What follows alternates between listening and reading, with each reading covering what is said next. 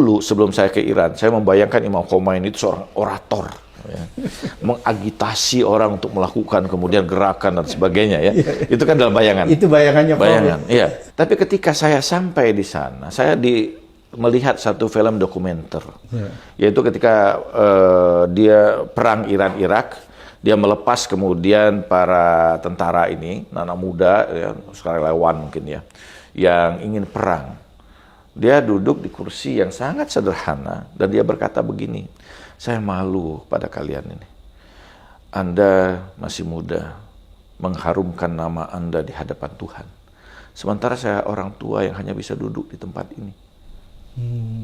Semua orang menangis, dari itu. Luar biasa. Ya. Semua orang, bahkan mereka berkata, cukuplah kami menumpahkan darah kami asal jangan ada tetes air mata yang menetes dari diri Anda yang mulia. Artinya begitu luar biasa memandang pemimpin ini, ya. Ini itu Imam Khomeini, ya? Imam Khomeini, ya. Yang sekarang misalnya, yang sebelumnya Imam Ali Khamenei ini, gitu kan. Bagaimana orang kemudian tidak bisa mencintai dirinya.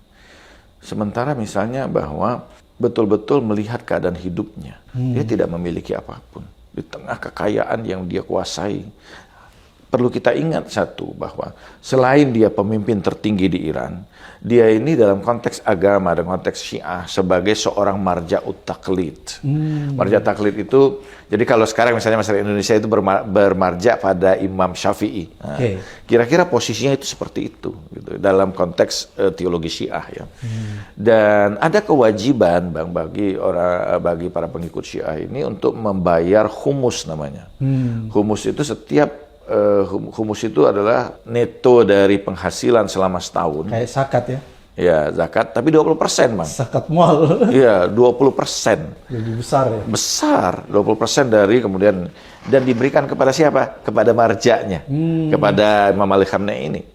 Seluruh dunia ada jutaan pengikutnya yang membayar humus kepada dirinya, gitu ya.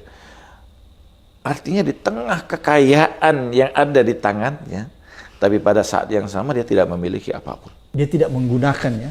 Dia tidak abuse of power, ya. Dia tidak punya rumah, tidak punya kulkas. Luar biasa. Padahal pemimpin tertinggi. Rumah yang ada itu hanya rumah pinjaman dari negara yang sangat, dan dia memilih pun itu pun dia syarat-syaratnya ketat. Dia mau memilih yang paling sederhana. Itu Ali Khamenei, ya? Ali Khamenei yang hanya punya 2 kamar, gitu kan.